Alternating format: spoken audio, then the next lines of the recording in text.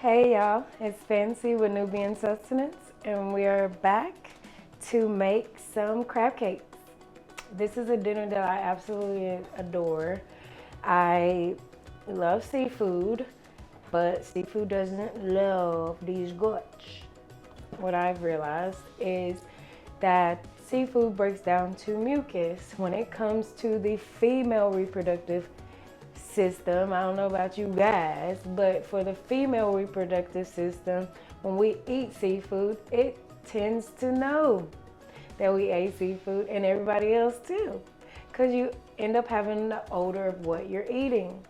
And that's another thing about us women. When we start eating like this, clean and alive and electric, we don't have those odors that linger. When animal products break down in our bodies, especially for women, it goes to our reproductive period. So this is some seafood or mock seafood that you can enjoy that won't give you the seafood smell. So basically, what we have here is some oyster mushrooms.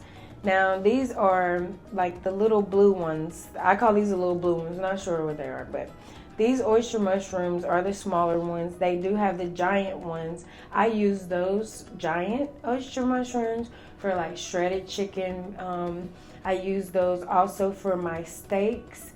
I use those to make fillers. I use those to make shrimp. I use those to make chicken. I use those to make everything.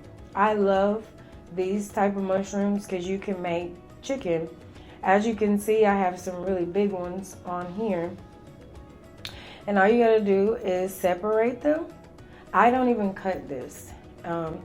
If I was gonna make little fried chickens, I would just separate them, batter them, batter them, and then lightly saute them and fry them in grapeseed oil or hemp seed oil. Something good. The children love this. As long as you flavor this like chicken, and you know what poultry seasons are, is the thyme, it's the rosemary, things like that, which we have here. So basically, you separate your mushrooms. Now these bigger ones, I think I'm gonna save these for later. Like literally, they're beautiful, like awesome. And I'm gonna save these for later because I want chicken. She want alkaline chicken. It does exist. These big ones are perfect for that. So I'll just separate those bigger ones. And this is how you trick your mind. Chicken. Happy chicken. This is the happiest bird I've ever seen. So basically, you can separate them. I like to keep this bottom part of the mushroom. Now, I put that bottom part of the mushroom in other meals that I make. It's a little bit more tougher. So my mock meat recipes have these little tough points in them. It's like almost like gristle. Like, I know it's weird, and I know it just sounds funny, but people like that. People like that still bite down on something. So I want to give you something to bite down on, but this is something that is healthy and great for you. It's not going to rob your cells. It's actually going to uplift your cells. So basically, once you got the mushrooms to this point, what I would like to do is I like to chop it up, make it look like fish or crab. You can do it. Like, this is so simple. So basically, you roughly chop it. You don't have to get all uniform with this because you don't want it to be uniform. You want it to actually look like it could be crab meat. So you want to kind of dice it a little crazy, but get it into decent chunks to where it's all uniform, but not all the way uniform. So basically, this is my crab meat. And if you could really see how it looks like crab. So I place it into my bowl. And into my bowl, I set this to the side. Okay, so basically I have here, I've already diced up some red onions, green peppers, red peppers, yellow peppers, orange peppers to be our seasoning into our crab cake. Clean that up a little bit before I put my bowl there. Then I have some herbs, like I said, I diced up earlier to go ahead and season that up. I have 1 spring onion I want to throw in there, kind of break the monotony of all those peppers. Plus, for some reason, I love spring onion in my fish cake. Normally in a fish cake, I would do cornmeal. Now, cornmeal is not alkaline. Well, not the regular one, but the blue corn is alkaline, but I'm not sure how that tastes. We'll have to get into that later when we start exploring more flavors. So basically I put that onion in there. I have a mixture of my sea salt and onion powder. That's probably way too much, but I got some chickpea flour just to keep it together. I don't want to put too much, like that's pretty much enough. I have a little bit of ground ginger, a little bit of coriander. I like coriander. It's actually the seed of the cilantro, if you ever wanted to know. Dill, just a little bit of dill. And I like a little spice, so I'll put a cayenne on there. And our spring water, just a little bit. You don't need that much. Just toss that up. Normally, what I'm gonna do after this is I'm gonna mix it up like so. And then I'm going to put these in the refrigerator after I pat them out.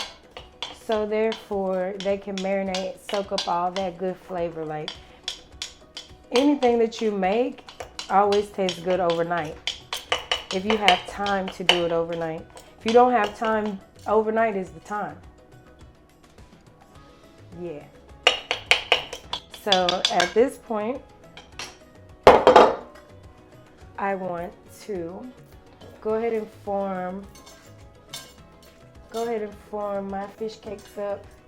I think I might add something else in here because I'm feeling it and it's not feeling like it's gonna stay together that much. I want to do another binder of rye.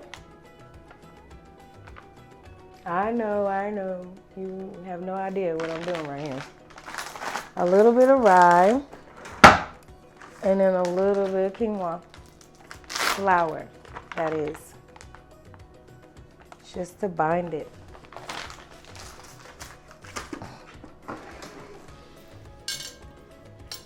Oh yeah, there we go. Now that changed the whole consistency and dynamic of our fish cake. Now I feel like we're gonna have an official fish cake. Now you can feel that it can actually come together, stay together. That chickpea flour will really bind it, but the other 2 flours that I just added will really bind it. So basically, just like any of our mock meat mixtures, you don't want to pat this and squeeze it and all that. You don't have to do that. It's not meat, so you don't have to do that. So basically, we just want it to come together and be like a little patty, a little fish patty. And there we go. So we're going to take these over to the stove and we're going to brown them up. 2 rolling, camera 3 roll. Hey y'all, it's Fancy of Nubian Sustenance. Welcome back. We're gonna move right over here to the stove and cook up these fish crab cakes. So basically what I have is a raw oil pan. I'm gonna put a little bit more oil in it because I don't want these to stick. Now they're very fragile, so you don't want to move them around once you lay them down. And you really don't want to bother this too much. It's not as firm as regular crab cakes. So basically, pick it up, sit it down.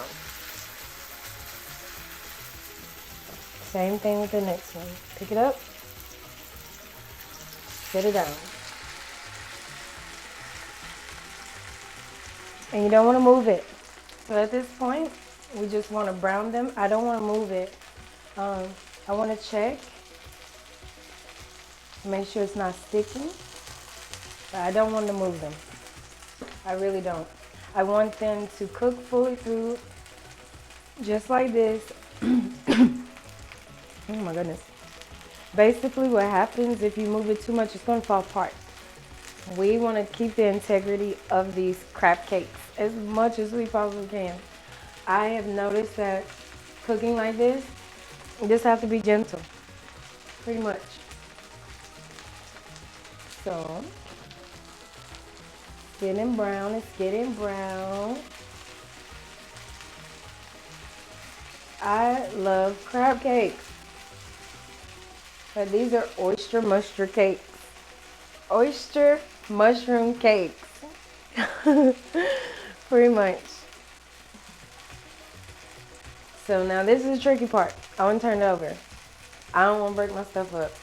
So what I'm going to do, I'm going to take my time and I'm going to move it a little bit towards the edge of the pan, and then I'm going to maneuver it whichever way I feel is the safest to turn it over. Oh no. Oh, there we go. Okay, let's see if we can do it again. See if she can do it again. She can do it again. Oh, she did it! Perfect. Now that makes me happy. I can't deny. So I already got me a plate set up for my fish. No, these are not fish cakes. These are crab cakes. Fish cakes are a little bit different. I don't put as many peppers and onions and things in there. And I add nori wrap to make it have that fishy flavor. And it's like a fish cake or a fish sandwich. Yeah, I said it. Fish sandwich. Alkaline fish sandwich. I'll be trying everything. This is my laboratory. So my favorite place on the planet is the kitchen. It's my laboratory. It's what I do. So let's check it. Oh yeah, they're brown. This is perfect. Like a couple more seconds. These fish, crab cakes, whatever you want to call them, good to go. Oh, I'm so excited, y'all. I'm so excited. I'm so excited. All right. Ooh, look at that. Ooh, look at there. Oh, look at there. Now, tell me that does not look so appetizing and so good and healthy. Like, I could not ask for a better plate right now.